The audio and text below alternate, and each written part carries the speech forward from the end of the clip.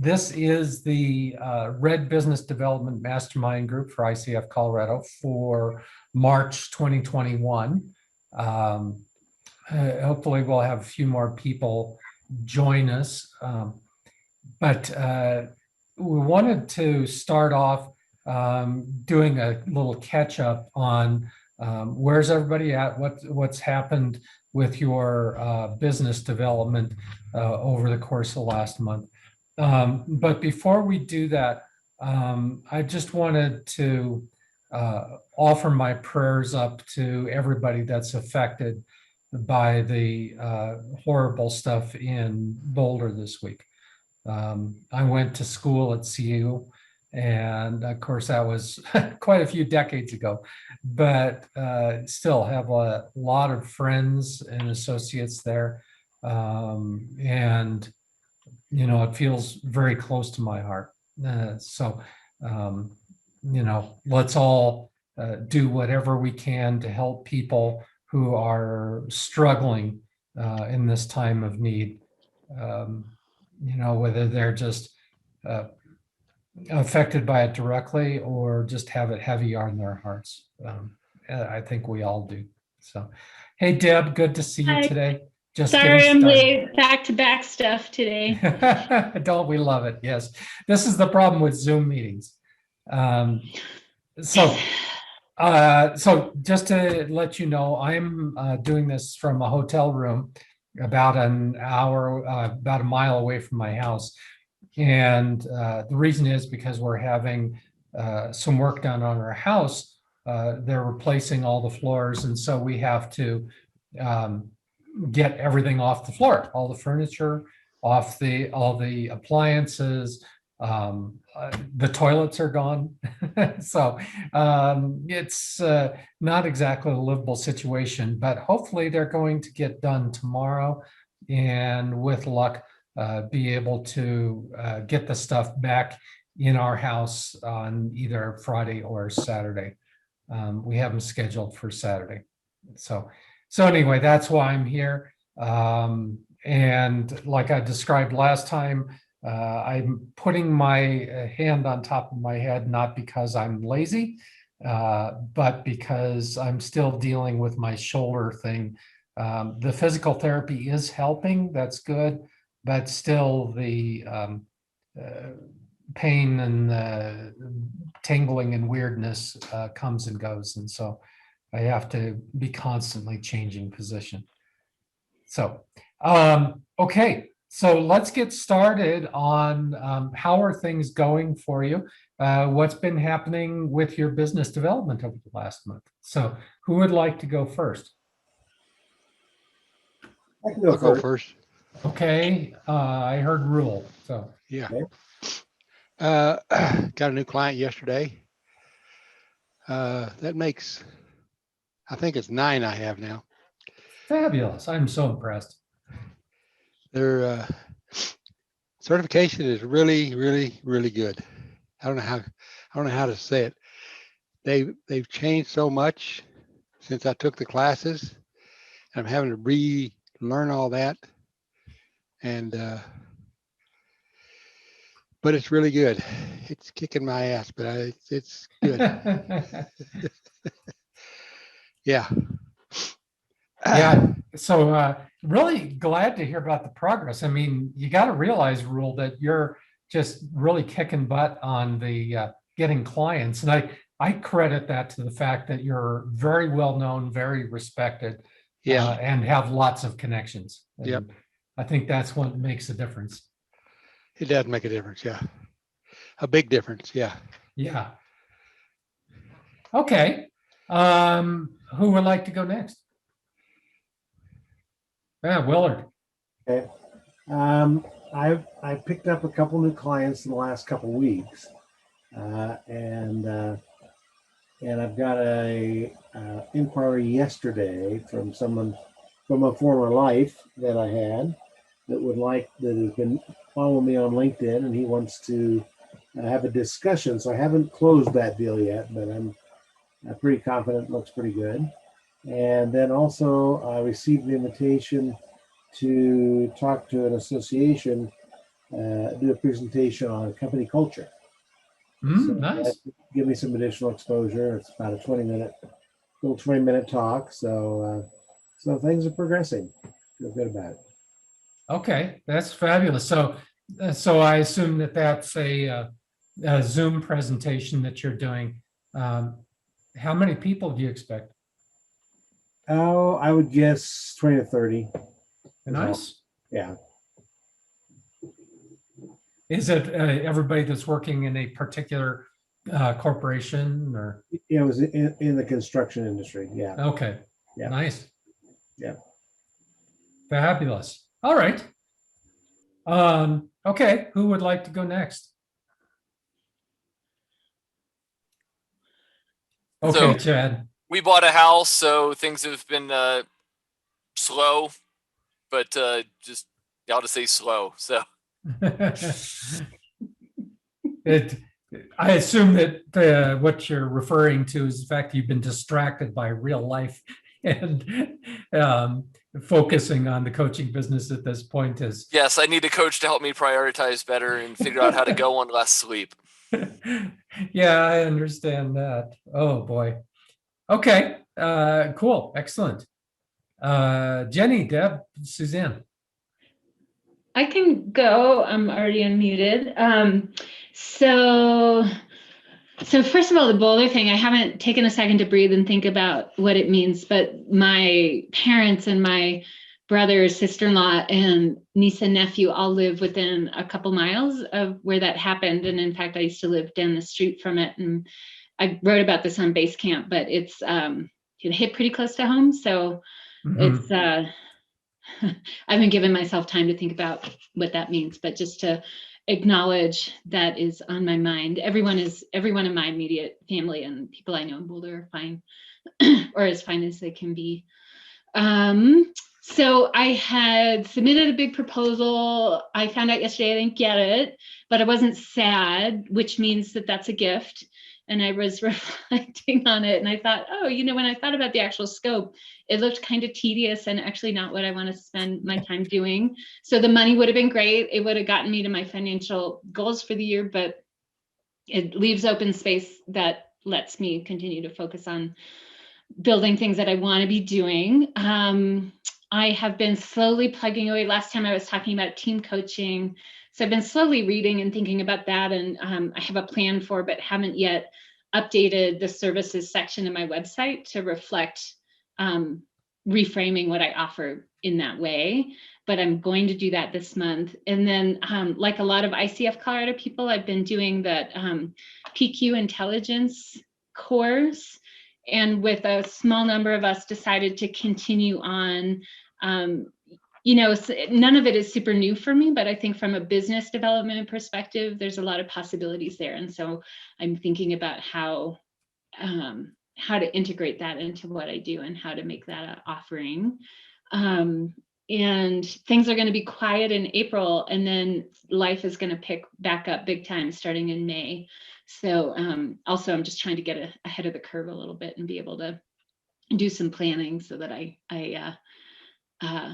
can focus on training programs as they launch and whatnot. But yeah, things are good. I feel actually good about not getting that project, which again, good sign. Well, I mean, anytime you do a proposal, you learn a whole bunch of stuff, right? Because you're off there proposing things that maybe you hadn't done before, and you're looking at, well, I feel really great about that part, and I feel really kind of wishy-washy about that part. And so, for me, every proposal has been a learning experience. So it often helps me develop content that I can use in newsletters or on my website. But also I was reflecting about it. What they cared most about was the stuff that I felt like, yeah, I can do that. I can develop a bunch of policies for you, whatever. But what I really want to do for you is team coaching and strategic agile planning.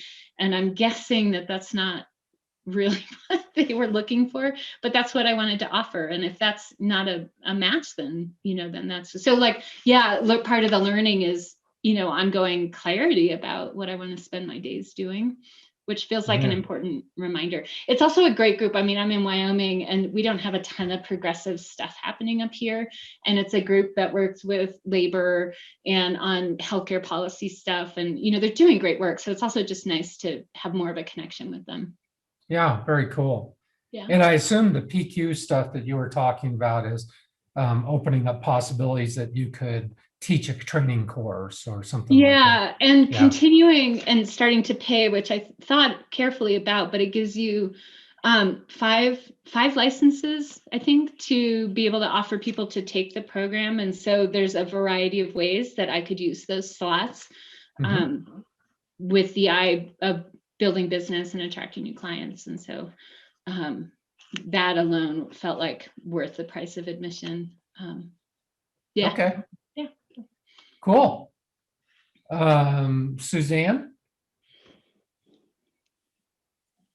Suzanne said she was eating lunch. I am. You didn't bring any for me, Suzanne? Yeah. Actually, to be honest with you, it's breakfast because I've been on Zoom all morning. Well, whatever meal we call it. Whatever it is, I'm hungry. Yeah. So I have 2 new clients. I'm so excited. Hey. And one of them I have yet to meet with, but we're in the onboarding process. And the other one is like the perfect client for me. And it's so interesting to just get this sense of what it feels like to be in the space of working with my ideal client. It's certainly happened before, but it's like there's something about this one that just feels so clear and deeply confirming. And so I've been in Zora's Life Dance Academy, where we're really working on cultivating mastery, and also there's this part about well, what is it that you're moving towards, and part of it for me is growing my practice. And so I had a one-on-one session with her where she asked some questions such as, okay, so this is your perfect client. What does that say about who you are as a coach, who I am as a coach, how I show up? What are my attributes that I offer, and my strengths that make me the coach that I am? And what does that say about who are my perfect clients? And and then just kind of make a list of their attributes and their desires and their like who they're looking for, and who they are that make them so perfect for me to want to work with them. So that was really useful. And then we did this process of coming up with an experimental, action experiments, we called it. Things that I could do to call in these perfect clients. And by the way, one of the ahas that I've had that partly came from that and partly just really doing some internal work on this is, so I've had this kind of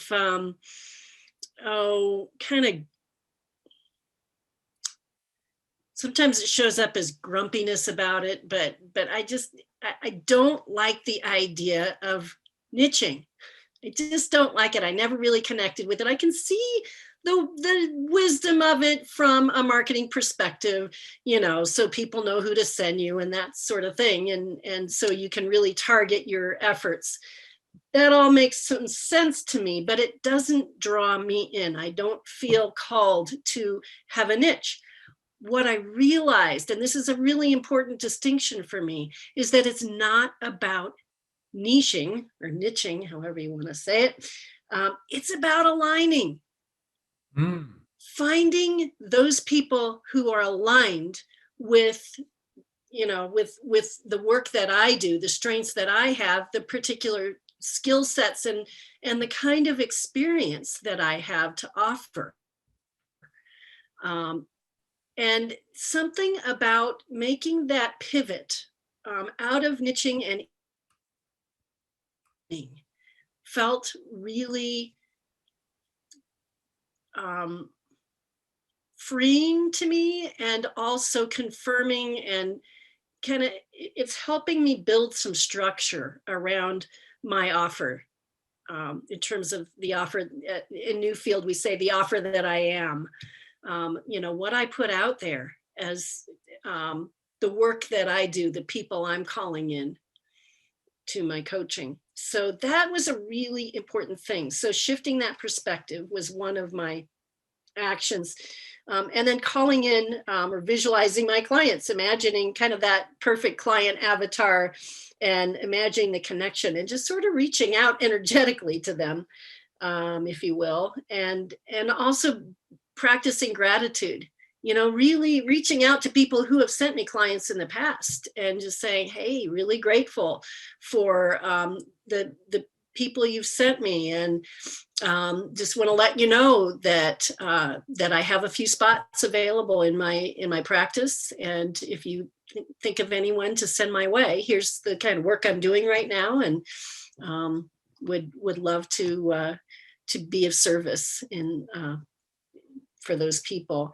That's so powerful, Suzanne. I appreciate you talking about reframing the niching thing, because that's something that a lot of us struggle with. And it's sort of the way I came to peace about the concept was it's about being able to attract people. So you called it aligning. In my case, I kind of a very similar kind of thing is, who's going to align with me? Who is it that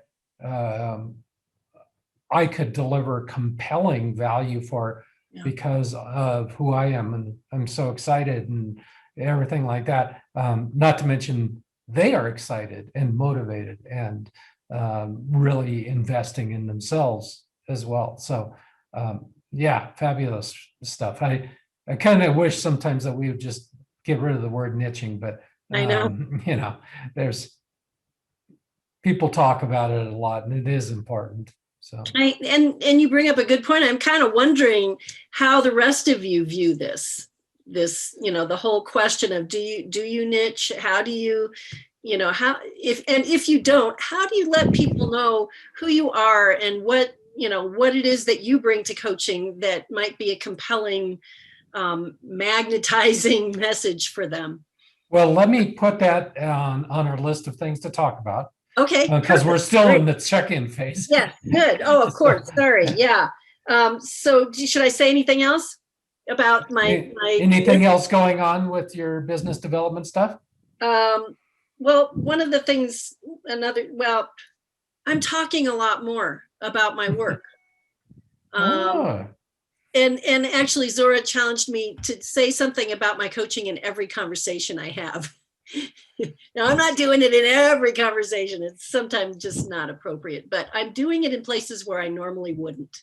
And actually, I think it's shifting things a bit, and actually making me think about, well, who do I actually really want to talk with about that?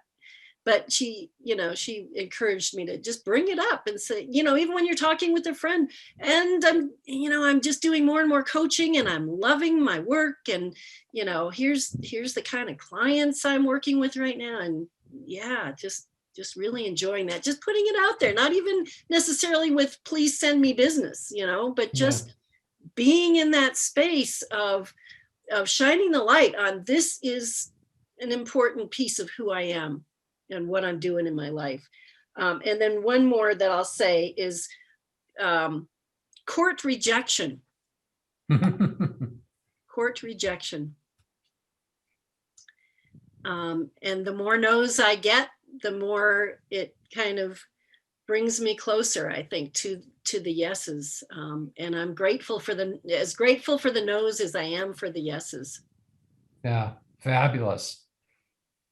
One of the things that I've observed is that the value of talking about it is that it becomes more clear in your mind, because you actually have to apply words to it.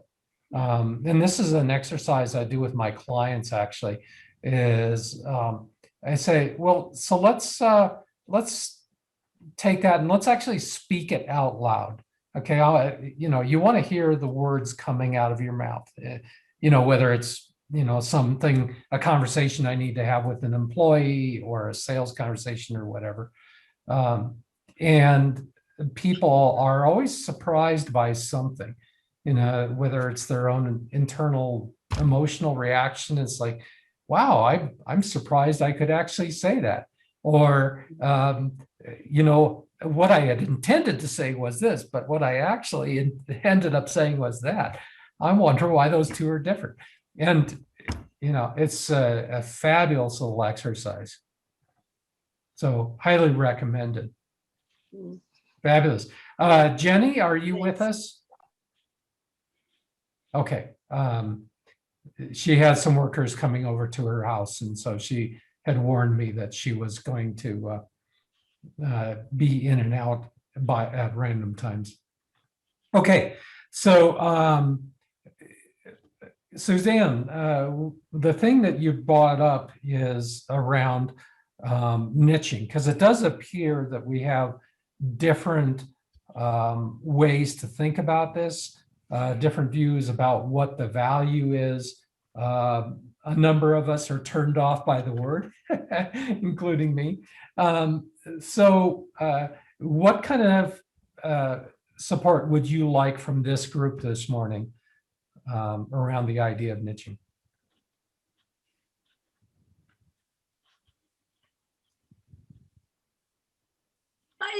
I'm just interested in other people's take on that, and what you do to call in the clients that you feel you can best serve. Okay. Awesome. All right. So observations, ideas? And Deb had said something about having some thoughts and questions. I don't know if it's about that or something else. No, it's about that. Okay. So where do I want to say a couple things? I feel like my entire career is about avoiding being put into a box. And so I too have resisted, but it's partly I want to do what I do because I'm so curious about everything. I don't want to be limited in what I can do or who I can work with. But early in my I think I was mid coach training, actually. An old friend of mine is a creativity coach, and she hosted this authentic marketing workshop, which is similar to, I think, how Zora does things. But she used this book, which I'm looking at on my bookshelf, called Attracting Perfect Customers. And you spend a lot of time trying to understand who your ideal client is, who is it that you want to be working with, and then how do you authentically tell a story about who you are and what you do so that you draw them in, right? Like there's not a lot of energy around it. It's just really fun. And the metaphor that those folks use, I think it comes from the, I can't remember the school of coaching thought, but it's a lighthouse. You want to be a lighthouse so that, you're telling your story and being present with people and doing things in a way that draws in those most perfect customers or clients. And I have found that to be a really useful metaphor. But so lately what I've been doing, and this is really coming out of the pandemic experience, like back in early December, I realized I was missing being with women, and I was missing being able to spend time with women I liked and respected. And I was feeling really lonely and isolated. So I just threw out this, hey, I'm just going to do this call. It's not about anything. It's just about women I like and respect and coming together and being easy on each other and, connecting. And it's turned into this monthly thing, which I'm not monetizing, but these are the women that I'd like to be working with. It's just organically happening. And my thought is that over time, sort of like you, I'm using it just to fill my own needs. Like in a sense, I'm my own ideal client, which feels kind of narcissistic, but there it is. but also like testing out messaging on them and testing out possible programs and doing it in a spirit of just giving and making offers. And I think it's just going to organically evolve. So kind of a ready-made focus group, huh? Kind of, yeah, but it's also meeting, yeah, a focus group that also meets my own professional and emotional needs. And it turns out meets other people's needs also. Anyway, I don't know what the question is there, except that I wrestle with it too. And that insight for me about, I really want to work with people who in some fundamental way are like me, like curiosity seekers or, you know, whatever it is, not a white upper middle class woman, but like something different than that has been it's just been something I've been playing with and thinking about. But that idea about attracting people and about the ideal client and about, I think fundamentally, what's your purpose and how or what are the ways you want to serve in the world? Like what gifts do you want to, what is the offer that you are? That's a way to move forward with it and avoid that being put in a box. I don't know if any of that makes sense or resonates or is familiar. Yeah, absolutely. Yeah, really good, Deb. Very powerful. Chad, Rule? Go ahead, Roll. No, go ahead.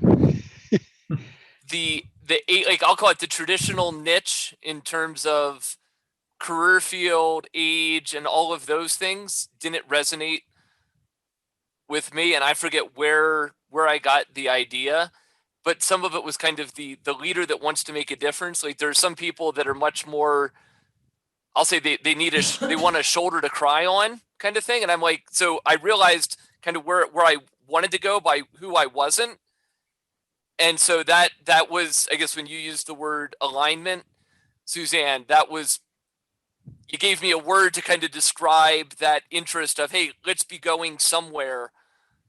You know, and I guess more of I'd rather do the kick in the pants if that's what they need, or the encouragement, the, hey, let's articulate the vision rather than the, like, the sad or the quiet or the gentle side of things doesn't get me as excited to do day in, day out. Yes. Does life happen?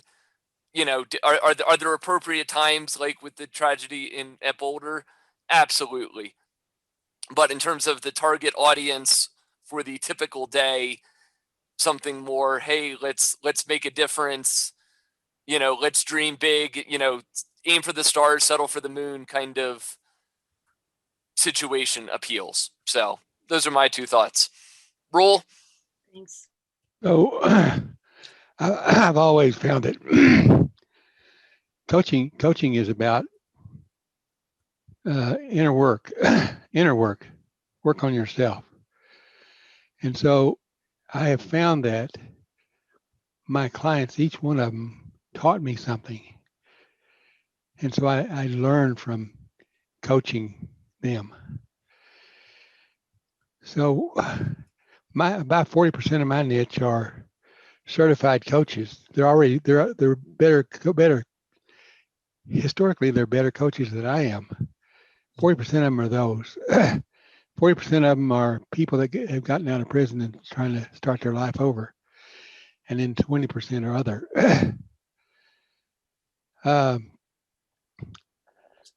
But I think when you're looking at niching, I'm like Deb. I don't like being put in a box. So I just find people that I like to coach and teach me stuff and I learn from, and I guess that's my niche, if you want to call it something. Including the people that have been in prison and getting out. I learn a lot from them. Yeah, I'm not surprised. So it's the inner leader leading from within and learning as you go. Yeah. One of the things I found really surprising about the whole niching exercise was that it helped me to decide where do I want to hang out and what do I want to talk about. So I've been doing blogging for a long time, because it's a pretty easy thing maybe for an introvert to do. You can hang out and feel like you're talking to somebody when in fact you're staring at a computer screen. Your blog posts are great, by the way. Well, but the thing is that where those come from is this is something that I would like to talk about more. I had a conversation with somebody last week, and that was an interesting conversation. So, maybe I should write a few hundred words about that to develop it a little bit more. I've had blog posts that merely come from looking at photos on Unsplash. I bring up Unsplash and I look at the first screen, which is just random popular photos. And sometimes it's like, that evokes a thought in me. It's also, where do I want to hang out? What kind of groups do I want to join or be a part of? So for instance, I've discovered that I tend to be a lot more optimistic than average. And so I look for groups where optimistic people tend to hang out, because there's a lot of other places where people tend to turn pessimistic and throw rocks at each other and talk about how bad the world sucks. And when I get stuck in those situations, I get tired of it really quickly. And so it's like, maybe I'll go for groups where they tend to, on average, have a more positive take. That's great. That's great. When I think about the qualities of the clients that are the people I want to work with, one of the things that I've become aware of, especially in working with this particular new client, is a quality that feels really important to me, is that if they're in pain in one way or another, that they're willing to get out of stuck pain and move to growing pain. Because to me, that's essential in order to be coachable. If you're going to be in pain, let it be growing pain, not stuck pain. People who are in stuck pain, it seems to me, are often those people who are just the perfect client for a psychotherapist. Like people who know what they need to do in order to help themselves feel better, do better, whatever, but aren't willing to do it. They won't take the action. They consistently won't take the action because they're living in stuck pain. Mm-hmm. And so why is that? And it seems like there's some remedial work that needs to happen there before they're really going to be coachable. And so that's a distinction that I am making in terms of the clients I want to call in. They need to be willing to get out of stuck pain if they're in it, and to really make the most of growing pain and be willing to be uncomfortable. And there's a quote that I like about that. There's no comfort in the learning zone, and there's no learning in the comfort zone. The thing I like, Suzanne, is that you developed a language that has a lot of power for you. And so it's quite unique. And yeah, it fits under the word coachable, but I don't like the word coachable. It's very judgmental. Right. And, well, my take on people who are willing to move forward. Yeah. Well, and something like that can even develop into the name of your company or the URL of your website or the topic of things that you write. That's a rich area. Maybe a course moving from stuck pain to growing pain or something. Yeah, because the people that would sign up for a course like that are the ones that are at least interested in going that direction. Even if they don't feel like totally comfortable quite yet, they're reaching out, right? So yeah, absolutely. Thanks. Yeah. So any other ideas or concepts around this niching? You know, one of the things that has helped me the most, and I don't know if this is stuff that you guys have already experienced, but somewhere I have a whole list of prompts for free writing exercises to help me be able to recognize and describe who I most want to work with.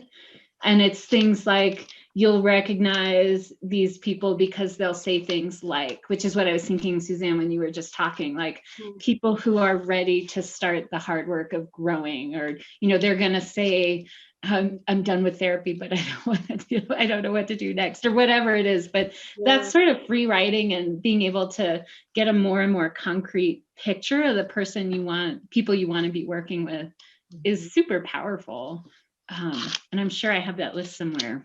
Ooh, if you find it, will you share it I on will. Basecamp? Yeah. I should probably revisit it and do them again myself. And that book I posted there is the book Yeah. that my friend Sarah used. It's great, and it has exercises in it as well, like writing great. prompts and stuff. So Thanks. that one is really good about sort of, they don't talk about it like this, but it's all about liberating yourself from having a niche in the traditional sense, and more about thinking about who do you want to attract, and tap into your own authentic stories and ways of being, so that those people will be attracted to you. That makes me think that maybe it would be good to either start a document, start a message thread in our Basecamp group about resources, or just have a document in our docs and files about resources that people bring up, because, you know, every now and then somebody will say, oh, this book helped me so much, or I love this TED talk, or this video, or whatever, or this person was really helpful to me. And yeah, I usually find, Suzanne, that first comes the topic, where, you know, I would say, I'm looking for something on this particular topic, or I need ideas on this. And then somebody chimes in with an answer to that says, oh, you ought to read this. When we have just sort of a bibliography of resources, here's stuff that I find interesting. Here are the 22 books on my shelf right now. It's like, that never seems to go very much of any place. Because we are so awash in resources now. There is no shortage. The question is, resources to do what? You know, what problem am I trying to solve? And so I usually find that the message threads that start out with, hey, I've got this issue, I have this topic, that ends up being a more productive thing than just here's what's on my bookshelf. Right, unless we were to categorize resources. Yeah, these are even good so, books it's for how to tough. write blog posts. These are good books for how to make the best use of LinkedIn. Here's, you know, something like that. Yeah, but yeah, you know, we can use Basecamp as a powerful resource. And the other thing I like about that, by the way, is that includes the other half of this mastermind, the one that meets on the third Friday. And I love the interaction that we're getting between these two cohorts. I don't want to just create a large group of 24 people and try to have a meeting, because then we won't be able to have this kind of depth of discussion. So I like the smaller discussions, and a half a dozen people is fantastic for doing that. But there's also a time for being able to reach out and support each other. And of course, for the entire chapter as well, because our chapter is absolutely exploding, and there's people all over the place now. So yeah, it's amazing what's happening. We thought that the pandemic would kill groups like this because we couldn't get together and meet in person anymore. And it's gone the reverse. It's unbelievable. And, you know, we've got you from Fort Collins, and Deb in Wyoming, and Chad, you're in Colorado Springs, right? And Jenny, I think, is in the mountains. And so Oh yeah. I mean, Suzanne, the first year I joined ICF, I tried to do the somatic group, and it was just so hard to commit to coming down Sure. regularly. It was, Right. Exactly. yeah, it's a total, and same thing with coming to the Fort Collins monthly groups. It's just the timing is hard, but to be able to, it's been a blessing for me. Yeah, to do it on Zoom, hey, Yeah. it's Yeah. not ideal. I get that, you know. So, all right. It makes it possible for a lot of people who Yeah. wouldn't ordinarily. And all that travel time you save. Well, that for sure. Yeah. Really. So we're at quarter till noon right now. So we've got time for one or two more topics. What would somebody like to throw out to the group for a discussion, advice, ideas, whatever? I need more clients. Yeah. Okay. So what would be helpful from this group? Ideas about what I could do to stir up more motion amongst my client. What do I want to call it? My group of people that I go to. Okay. So yeah, you started off today saying that you actually did get some new clients, which is fabulous.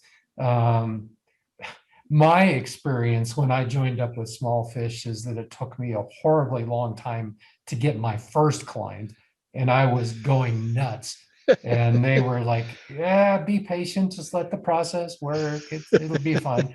But you know, and I'm like, but I need some income and I need some clients, I need to be doing this stuff. So I think part of this is patience. The other key question that I like is, where do my clients tend to hang out? And to ask that in the broadest sense, because it's not just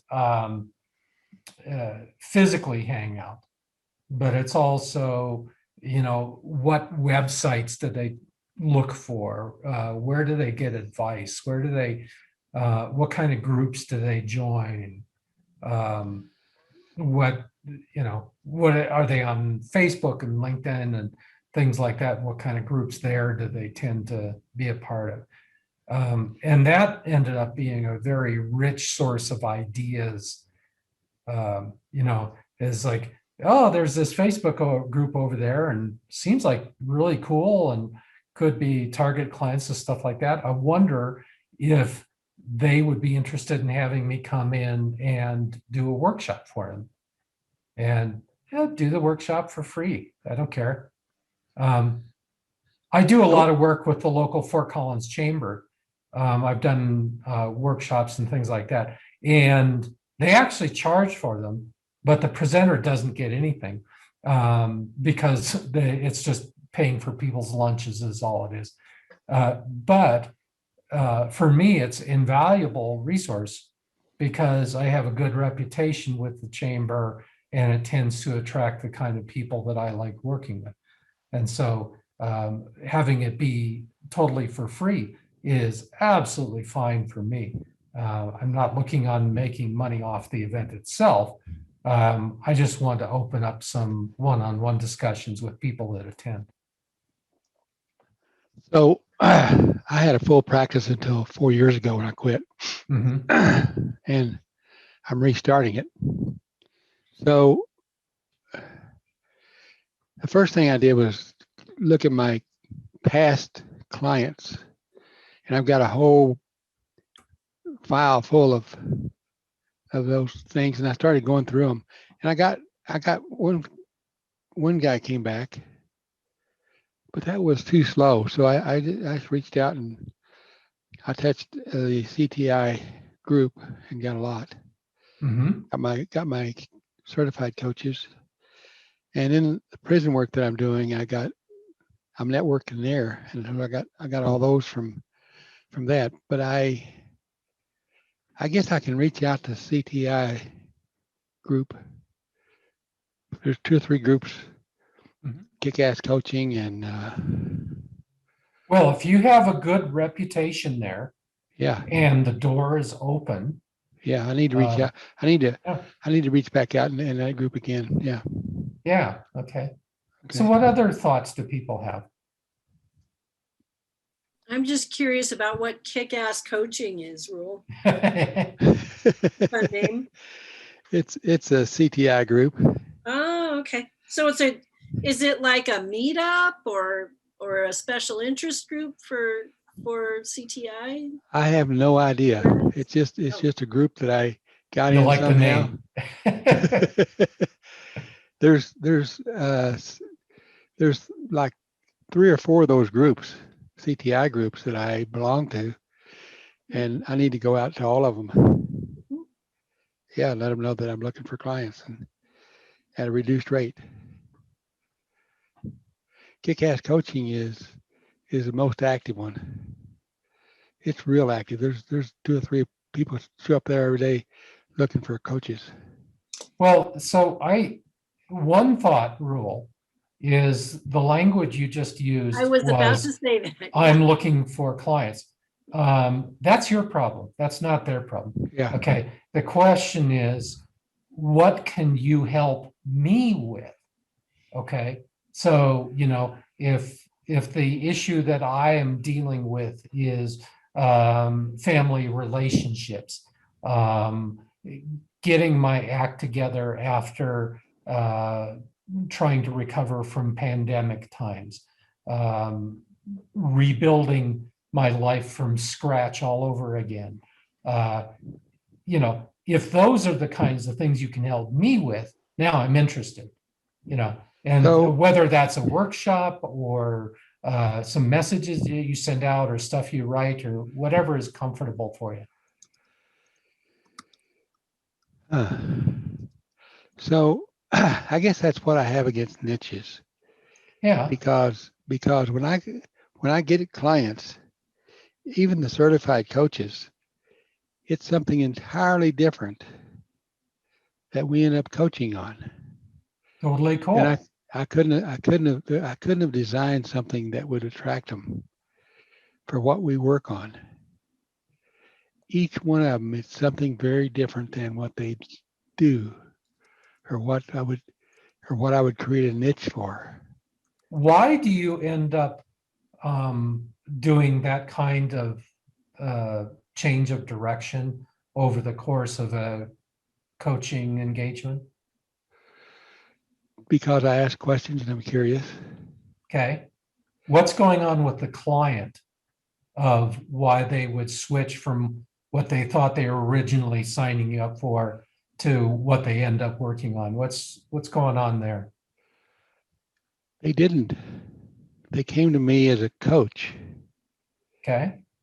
and I didn't say I was coaching any certain kind of person. So they came to me with what they wanted to be coached on, and it was different than what you would have thought. Because it feels like there's something really, really rich there, but I'm having a hard time trying to describe what it is. Well, one of them is changing her whole life. She lives in Bend, Oregon, and she's moving to, or she lives in on the east side of Oregon, and she's moving to the west side over the mountains and building a home, and she just felt like she needed a coach to help her with that. So that's why she hired me. And then we end up working on other stuff, but the primary purpose of me coaching her is to get her moved over the mountains. The other one is rebuilding her business. And Okay.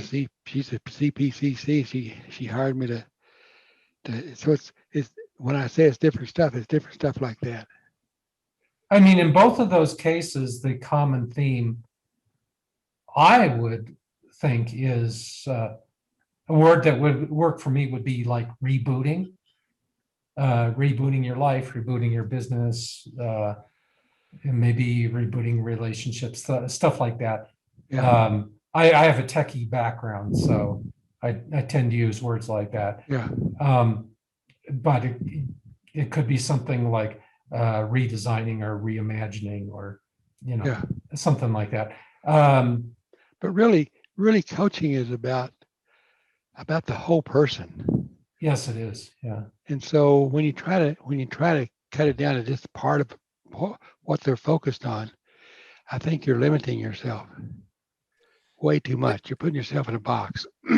Rule, when you started talking in this situation, if I heard you correctly, you talked about, what I heard was that people would come in with one thing, and then you'd kind of, I'll say, you'd get to a deeper issue. And being a wilderness EMT back in the day, getting trained for it, the idea of the presenting problem, when you go into the doctor, you go, my knee hurts.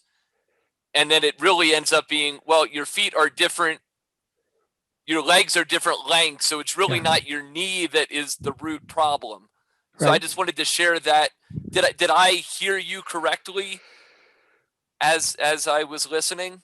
Well, what I was saying is I half of my 40% of my clients are certified coaches. That's what they have in common. That's what the niche is. But we work on entirely different stuff. Mhm. So they didn't come to me with their need. They came to me with moving over the mountains and restarting their business. And we end up working on deeper stuff. You're right.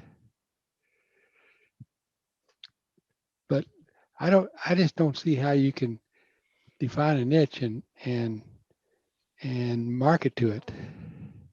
Well, I think the word niche is holding us back. So Yeah. I would just throw that away. Because often when people say niche, they mean like the demographics, Yeah. the age, gender, income levels, Profession. all that junk. Yep. And the fact is that many of us do not define our coaching by those kinds of dimensions. Mhm. So what I replace it with often is what I call psychographics. I might put what Suzanne was talking about into, it's the attitude that the client is bringing to solving problems in their life. And maybe even the word problem is too harsh, that feels kind of judgmental, right? Challenges, maybe. Or... Yeah, I mean, there's all kinds of different ways to do that. So if we throw that away, okay, so maybe the fact that you work with a lot of coaches on different things, but a lot of coaches, maybe that's not really important. That was just how you happen to connect with people was through CTI. Yeah. And for some strange reason, coaches tend to hang out at CTI. Go figure. So that's okay. But it doesn't really help you identify what the issues are that they are working on that they would like your help with. Mm-hmm. So, but it does help me find coaches. Sure, absolutely. And I could see you continuing to work with coaches just for that reason. Yeah. Because you like CTI and you hang around there a lot. So that's fine. It feels like if you tell a story about somebody that you've worked with, that would help me to know, am I kind of like that? Okay, so for instance, you say, well, I worked with this lady who was moving across the state, and the stuff that we worked on actually was not the moving logistics, because that's what you have a moving company for, but it was about what does that mean in her life, and how is this changing who she is in her old place versus her new place. That's the stuff we coached on. And all of a sudden I hear a story like that, Yeah. and I'm thinking, well, I'm not moving from one location to another, so that doesn't matter. But the whole idea of redesigning my life because I have something going on that's pretty big, in my case, the retirement journey. Then we say, maybe maybe the rule might help me because there's some similarities. I ought to at least have a conversation with Rule to say, this is the thing I'm doing. Would you be interested and able to help me? And now we've got a conversation, and I might turn into a client, right? And so I have found that kind of storytelling to be very powerful. And it doesn't have to be so deep that I could identify who your client was. It doesn't even have to say Oregon, just, a significant physical move from one side of the state to the other. It's like, doesn't really matter where. She's redesigning her whole life. She's we got into which city she moved to and what community she should live in, and all down to the very deep specifics. Yeah, but that's cool. And that tells me a lot more about you as a coach and what kind of things that you can help your clients think through. And the kid that I got yesterday, he's been sickly all his life. And he's got Lyme disease, and he's had 4 knee surgeries, and he was picked on when he was a kid, and he's only 30 years old now. And he hired me. His mother actually hired me to coach him because she was concerned about suicide. And so I just talked to him yesterday and did the intake, and he's really not suicidal. She just was worried about it. And he has a real positive outlook on life, and he's positive with everyone else, but he's not with himself. He's so hard on himself. See, now that all of a sudden that blossomed into a story. Yeah. Right. And that, again, that tells me who you are as a coach, and what you can help with.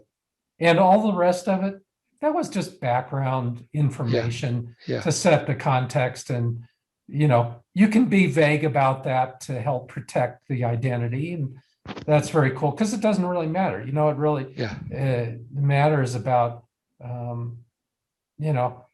you're helping him to uncover his self-confidence. His greatness. Yeah. I mean, he is so warm and such a good guy. And wow. That's amazing. Yeah. So what thoughts do others have? Every one of my clients is amazing. They're just terrific. Yeah. That's the best philosophy as a coach, love them, right? Yeah. Yeah. And I completely agree with Carl that I'm not inclined to be drawn to you as a potential client if you step into a conversation, like say we're having a virtual breakout or an in-person, kind of cocktail hour or something, whatever it might be. And you walk in and say, I need 4 clients. I'm not going to tend to want to be one of those clients necessarily. Yeah. I agree. Yeah. But if you come in and say, wow, I'm really excited about these clients I'm working with who, one of them is relocating, and she's really wanting to do some work around redesigning her life for that. And another one could actually be suicidal, but needing to make some big changes and looking for coaching instead of work that focuses on the pathology or stuff like that kind of gives me a sense of and people I can fall in love with. Yeah. Mhm. Yeah. Yeah. Yeah, how fabulous. Other thoughts? I was reminded, I'm drawing a blank on his name, but one of the other ICF folks has a very clear niche, and yet he's like, when he did the numbers, only I think it was 60% fell in that niche. So it's not like that you can't do others, and even folks that don't fit your niche might still want that experience that you give. But by identifying kind of, when should somebody reach out to you versus Suzanne? Yeah. If they're making Talking one about- phone call. You're talking about Doug? He is Yeah, the CPA coach. And yet, CPA coach. Yeah. So Yeah.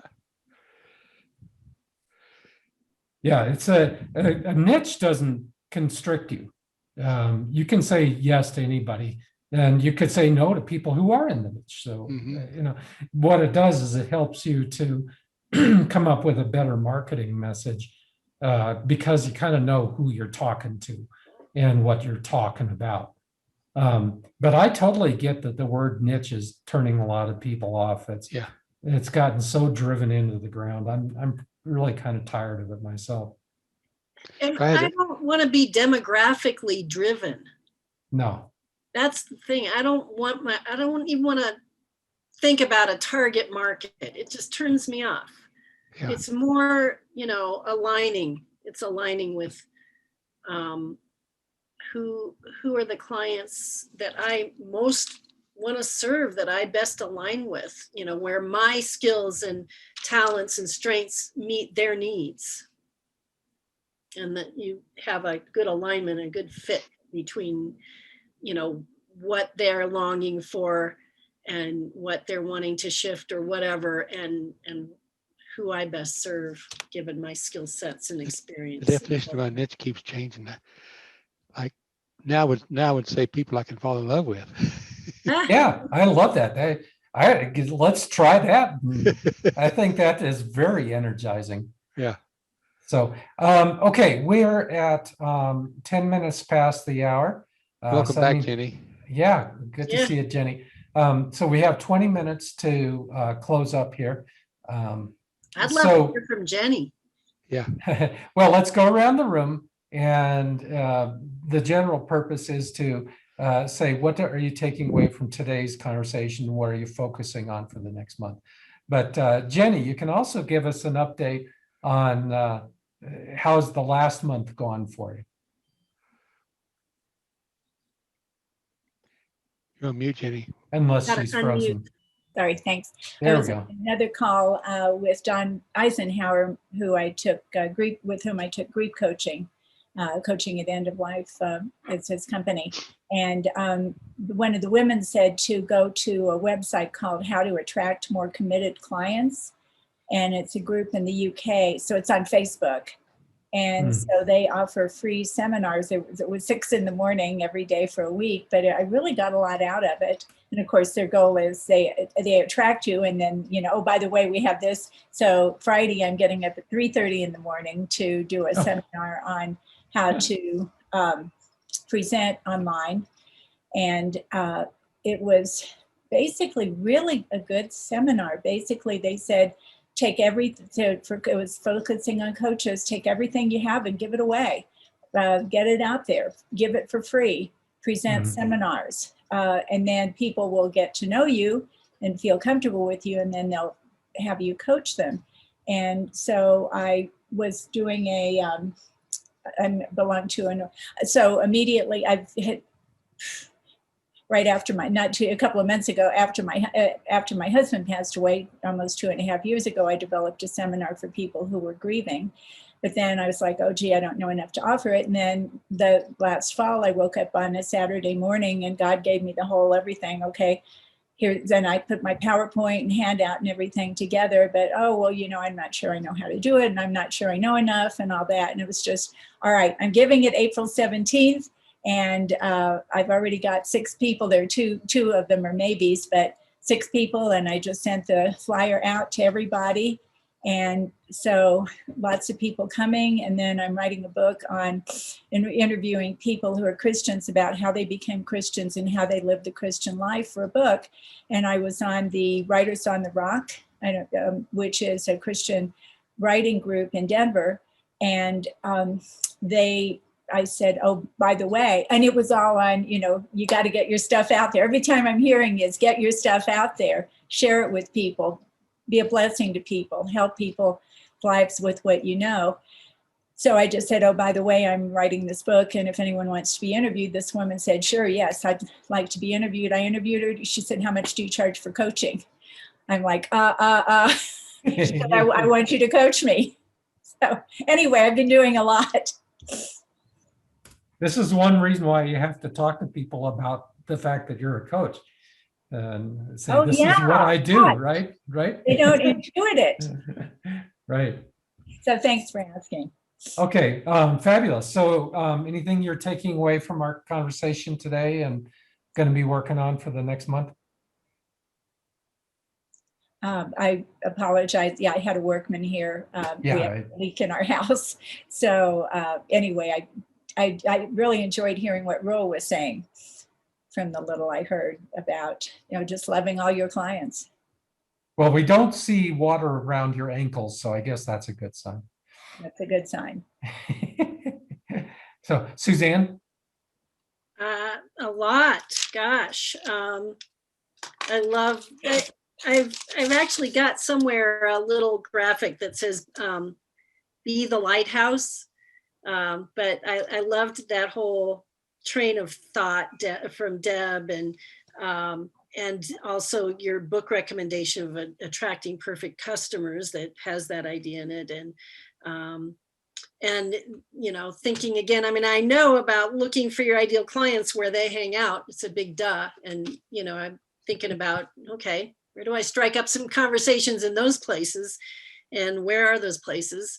And the idea of looking at Unsplash photos to evoke images that inspire blog posts, that sounds pretty fun. I love that. And I really like Unsplash, and there's some great photos there. And it's all high quality stuff. I'm always really impressed with your blog posts, I gotta say.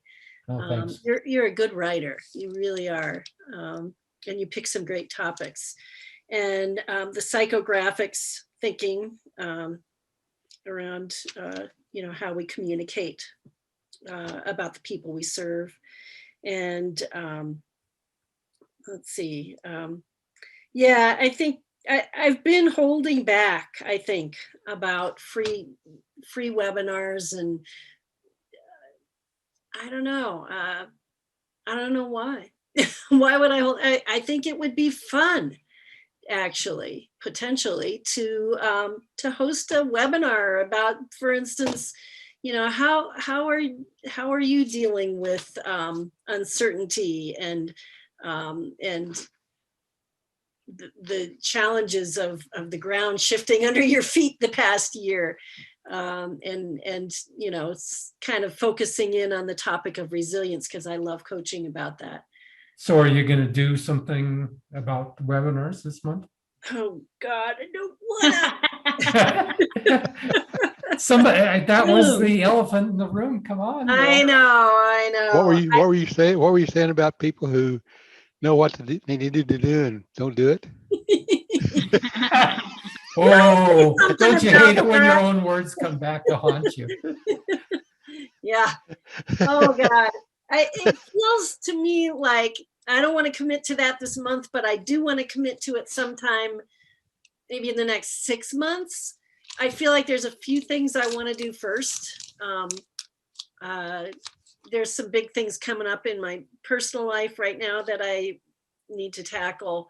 So realistically, time-wise, I got to focus in on those, but also I'm still on that NCC, PCC path, and I really want to focus my energies in that direction as well. And yeah, so I will commit right here and now that sometime in the next 6 months, yikes. So that feels uncomfortable. So I know it's a good thing. Next three months, make it the next 3 months. I like 6.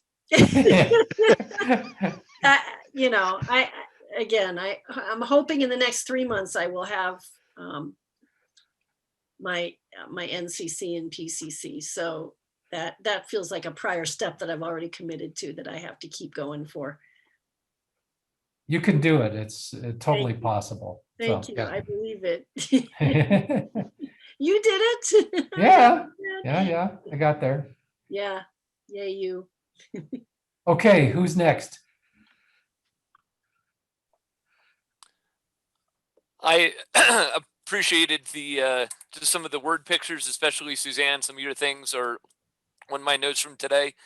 The big thing I had was just to be realistic with non-coaching responsibilities. What I can get done was just kind of nice to go to just be able to relax in that and enjoy this the new place and just not set too high an expectation. There's still only 24 hours in a day, no matter how long my to-do list is. Where is the new place, Chad? Powers and Colorado Springs. Oh, okay. Yeah. All right. Cool. Okay. Deb, Rule. Sure. I'll go. Go ahead. Well, Deb. I'm still working on some things that I committed to last time, so I'm going to restate them out loud Okay. for my own benefit. One is that I was talking last time about getting into a writing practice, and one of you, or maybe it was Claire, reminded me about the what is it, The Artist's Path, or that book from 20 or 30 years ago. I bought it. It's sitting in the Amazon box, so I'm going to open it up and put it on my calendar to start working through it. What's Just it called? The Writer's what? The Writer's Way. Yeah, The Writer's Way. If you want to do it with me, Suzanne, I'll send you the title. Ooh, I'd love that. Can I Okay. get you too? I've got the book. Yeah. I've had it for years. Oh, you've got it. Wow. Okay, I'll just post it on Basecamp. Cool. Thank you. I also was talking about group and team coaching, and there's a couple things here. One is that I know how I want to revise that part of my website so that it emphasizes group and team coaching. I just haven't done it yet, so I need to do that. And then there's a couple groups actually I have in mind that I'm gonna beta launch with people that I know. And I'm thinking about a really cheap, or just put it out there kind of offer so I can get them going. So that's at least one of those is gonna at least start. I'm going to start marketing them at a minimum before we meet again. But I just so really you know, enjoyed- Deb, there was a lot of discussion last week in the other group about group and team coaching. Okay. Oh, nice. Yeah. Okay. So I would suggest that go ahead and start the conversation on Basecamp Okay. because there were a number of people that wanted to start getting things moving in that regard. Oh, great. Yeah. And I know in a couple months, I think I have to come to the other group because of a scheduling conflict. So I'll remember that. I'll try to Okay. remember that that's happening. I just we get really enjoyed this conversation. I feel like when we start thinking about what we have to offer, or what makes our juices flow, like Rule, when you talk about falling in love with your clients, like that is just super fun to talk about. And I think also for me, that's when I start getting more successful at recruiting clients, is when I just put all of my passion out there. So I just really enjoyed the conversation. Oh, and Chad, I didn't go for the Strength Finder RFP. I looked at it and actually thought about going for it with Sarah Roberts, but they were asking for way too much for way too little money. And I like to be the one who chooses to give it away. And then there was another proposal I submitted that I didn't get. That's the one I was talking about that I'm happy about not getting. But thank you for remembering. That's really nice. Quite welcome. Could I say something? Yeah, please. Quickly, Deb, so it sounds like you're wanting to get back into art. Well, I'm always trying to tap into my creative side, which has been suppressed, but more specifically, I really like writing, and I've never been able to get into the habit. So kind of both. Okay, yeah, there is a website that one of the women in another group I was in, the PQ, the Positive Intelligence. Yeah. It's something called like one card a day. It's called daisyyellowart.com. and you take like one index card, like I got a bunch of 5x8 index cards, and you just doodle or do something, do some kind of Oh, work. Not, I mean, I you love don't it. have to do every day, but the website is darling, daisyyellowart.com, and index card a day. And I've just really had a good time. Like I'll take a joy break and go down and do 5 minutes or 3 minutes or something. Oh, I love it. Also, if you haven't read it, Elizabeth Gilbert's book, Big Magic, is super fun. What kind of magic? Big Magic. Magic. It's all about unleashing your creativity. It's a super fun book. By Elizabeth Gilbert. Yeah. Yeah. Cool. I'm Very gonna cool. check that. Awesome. Okay, Rule. I got new language for sending out, doing my marketing, I guess you'd call it that. My networking, new language to use. So I'm going to develop that and send it out. Okay.